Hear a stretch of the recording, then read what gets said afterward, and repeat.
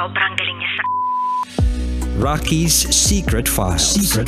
It's the kind of bleep you never knew existed. Kunwari inosente, pero boy naman pala. Rocky's Secret Files.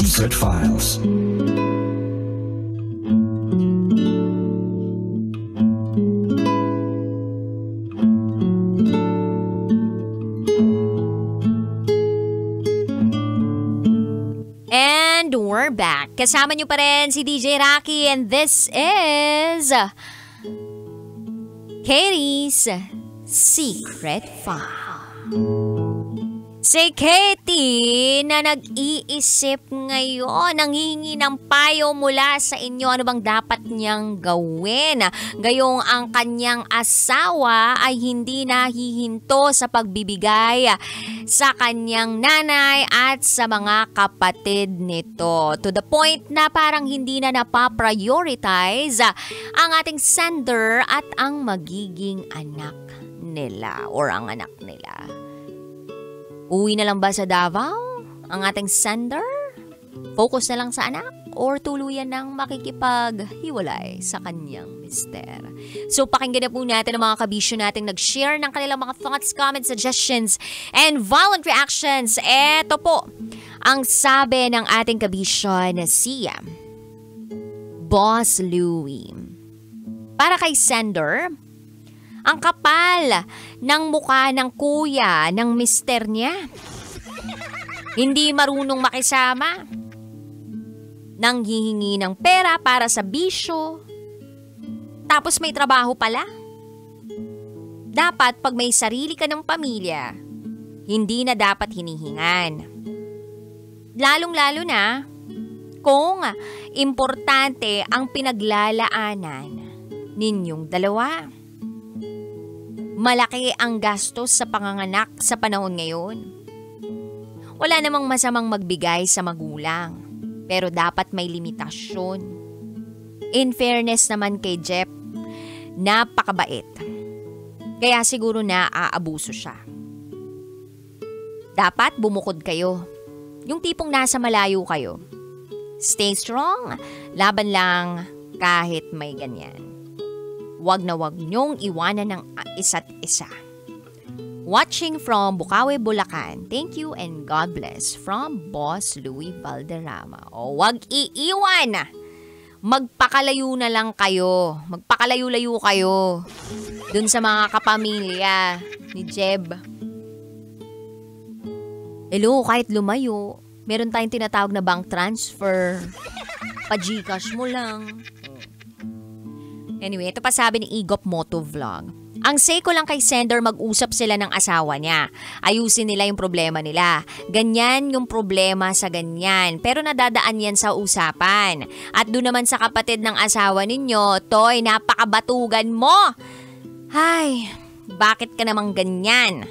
Well, yun lamang po pa shout out sa The GOAT Alliance, The Boss kay Jake at Mark, pati na rin sa Solid Independent Riders Group Capitolio Chapter na nakikinig sa inyong programa. Maraming salamat po from Igop Motovlog. Eto pa sabi ni Darwin.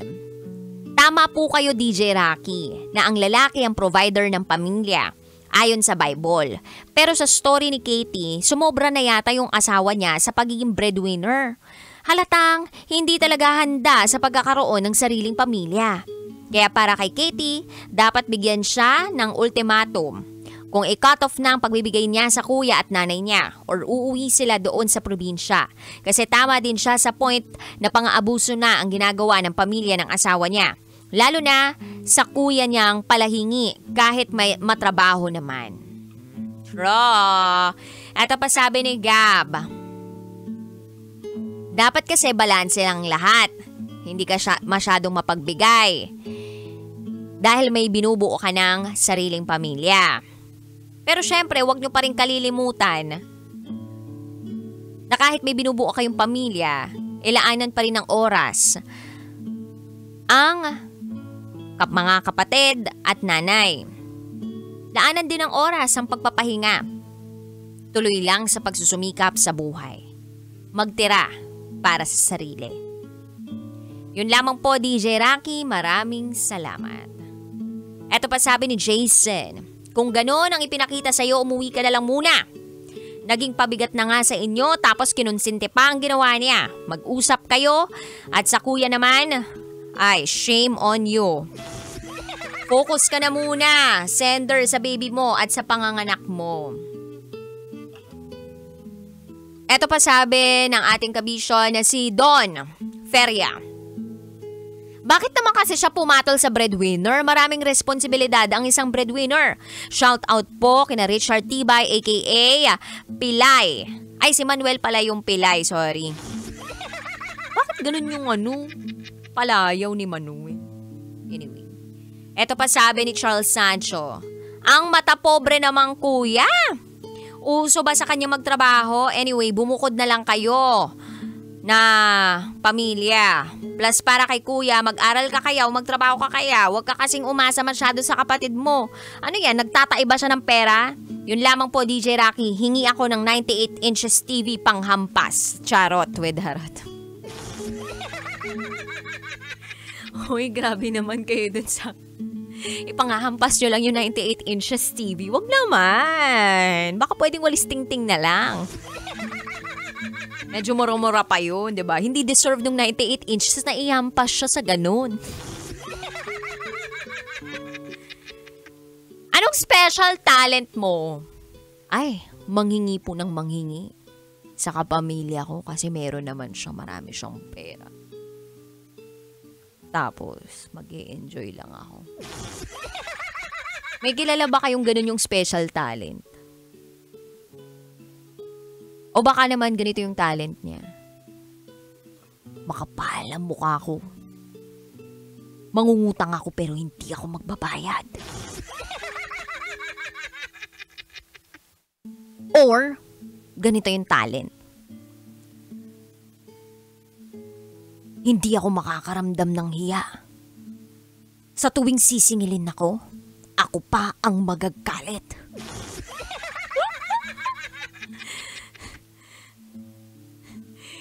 Diba?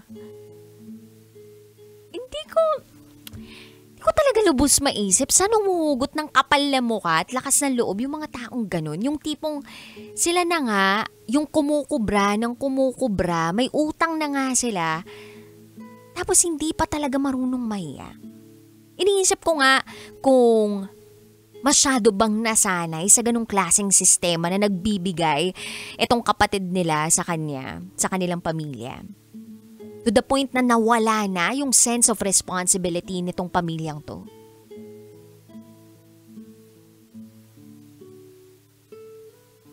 Kasi dapat ang tao may sense of responsibility. Ang tao dapat may sense of accountability. Ang tao binigyan ng utak at puso. Gagamitin ang utak para makapagtrabaho, makapag-isip ng tama. Puso, taga-pump ng dugo.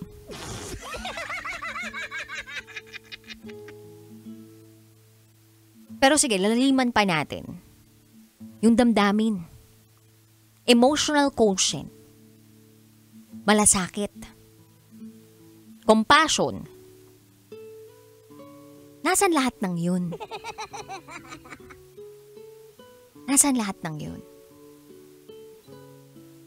Ganun ba?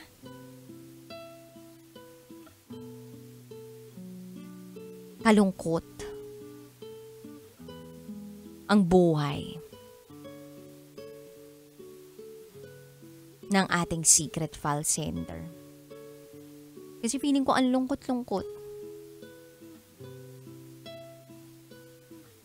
Gaano pala kalungkot ang buhay ng ating secret file sender? Ang lungkot. Yung pakiramdam mo wala kang kakampi sa mundong to. Kasi supposed to be, kapag nagrarant ang isang misis sa kanyang mister, makikinig siya. Kung meron kang dapat kakampi, yung partner mo yun. Lalo naman kung valid yung inirarant sa'yo o inirereklamo sa iyo. Kung alam naman ninyong nakakaapekto yung mga issues na yun sa relasyon ninyo.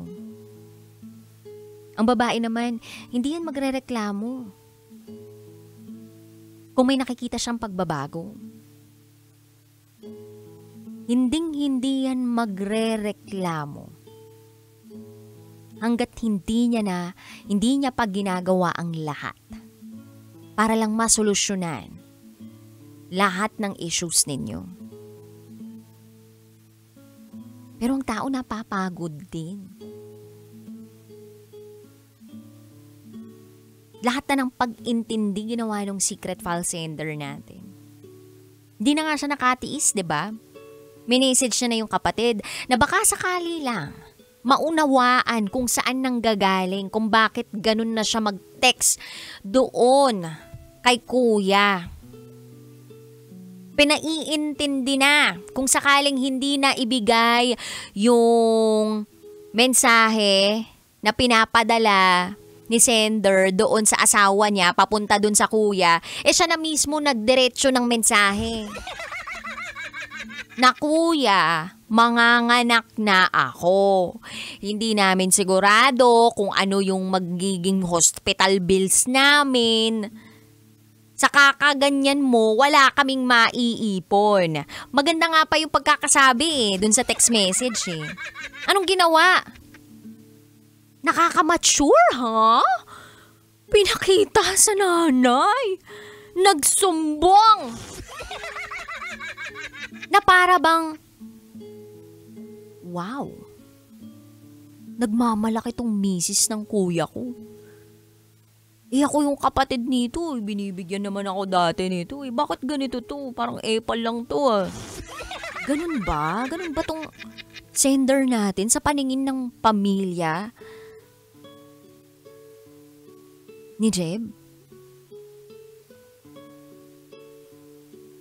Masakit sa puso nun.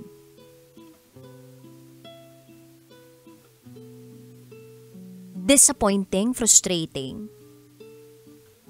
at nakakasama ng loob. Na ganun yung pamilya ng napangasawa mo. Swertihan daw pagdating sa mapapangasawa. Pero swertihan pagdating sa pamilya ng mapapangasawa o ng asawa mo. Kasi hindi lahat ng in-laws nagkakasundo. Nandyan yung mga parinigan, nandyan yung friction, low-key. Nandyan yung may nakita lang ginawa mo, issue ka na sa buong angkan.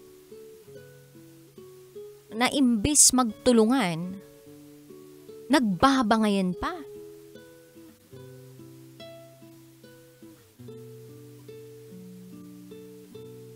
Kung tutuusin, gusto kong maawa kay Jeb. Pero ginugusto niya yung kinalalagyan niya ngayon. Kaya ikaw, sender, kahit na gusto mong maawa sa asawa mo, hindi naman siya naaawa sa sarili niya kasi pinapayagan niyang mangyari lahat ng ito. At kahit ano pang daldal mo dyan, kahit ano pang pagsabi mo dyan sa asawa mo, kung yun at yun talaga yung nakikita niyang priority niya sa buhay niya, at hindi niya kayang pabayaan yung nanay niya at yung mga kapatid niya na walang ibang ginawa kundi paawaan siya, manghingi sa kanya, mangutang sa kanya na hindi naman binabayaran, manghut-hut sa kanya, hut-hut na talaga no?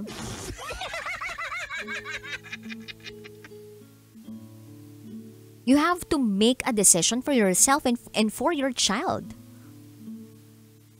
Baka sakali lang, magising yung asawa mo sa pagdedesisyon mong yun. Minsan ang isang babae, nagiging lalaki. Pansin niyo yun? Kumbaga parang, yung isang misis biglang boom, naging mister. Hindi lang naging ilaw ng tahanan, naging haligi bigla ng tahanan. Bakit? Kasi walang silbi yung mister. Hindi ko po sinasabing walang silbi yung mister ni Kumbaga nagtatrabaho. Yun yung paraan niya para makapag-provide sa pamilya niya. Pero dalawa yung pamilya na binibigyan niya to the point na nauubusan sila. O baka hindi enough yung para sa kanila.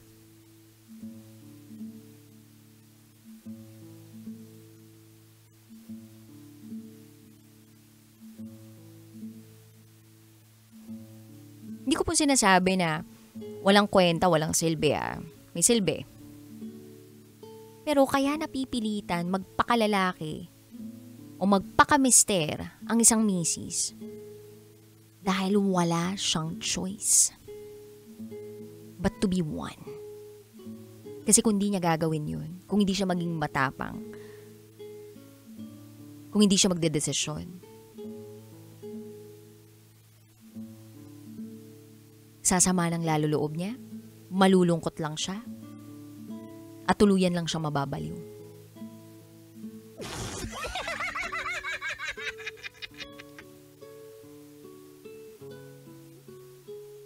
Kaya itong secret file na ito ay para sa lahat ng mga kalalakihan dyan na gustong bumuo ng pamilya. Pag-isipan niyo pong maigi ha. Kung bubuo po kayo ng pamilya, mag-aanak-anak kayo, i-make sure nyo po na kapag dumating na yung panahon na talagang magpapakasal kayo, bubuo ng pamilya, ang priority nyo po ay ang inyong asawa at magiging anak, ang binubuo nyong pamilya. Yung pinanggalingan yung pamilya, hindi nyo po isinasantabi yan, hindi nyo po binabaliwala. Mamahalin nyo pa rin yan, aalagaan nyo pa rin yan sa abot ng inyong makakaya. Pero ibigay mo muna sa sarili mong pamilya at binubuo mong pamilya sa asawa mo yung nararapat. Yung extra ibigay mo doon sa pinanggalingan mong pamilya. Hindi mo sila kakalimutan, aalagaan mo sila. Pag may celebrations ng birthday, o magbigay ka kahit 10,000 pa yan, magbigay ka pa ng jacket.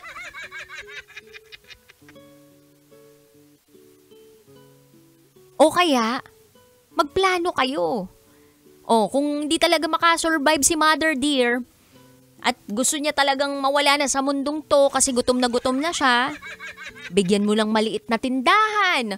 O ma, eto 5,000, puhunan mo, magsimula ka muna sa mga honey, lumpia, stick o, ano pa ba, zest o,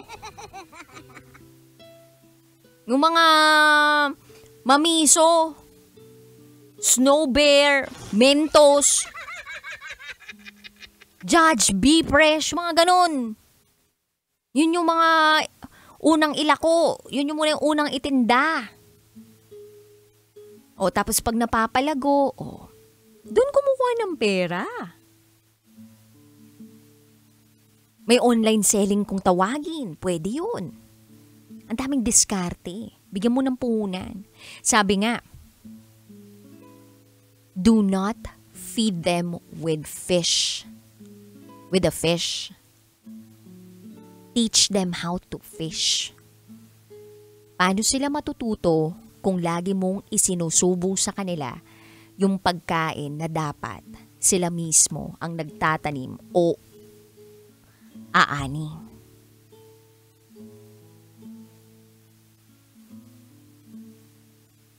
Kaya hindi rin natututo kasi hinahayaan na hindi magbanat ng buto. Give them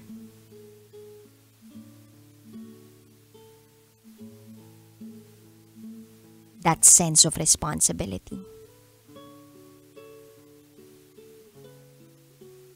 Give them that sense of accountability by setting boundaries and limitations, by saying no.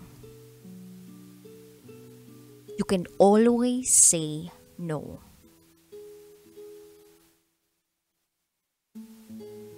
Don't always say yes. Mahirap man pong banggitin yung hindi, wala, no. Pero kung yun lang yung tanging paraan para ang isang tao ay matuto at tumayo sa sarili niyang mga paa, gawin mo. Anyway, sa mga kabisyo po natin out there na gusto mag-share ng kanilang secrets, share it to me, rakitera@gmail.com. I gotta say, BRB as in bathroom break, you're still with me, DJ Raki. And you are listening here sa station number 1, 90.7 Love Radio. Kailangan pa bang i-memorize yan? Basic. This is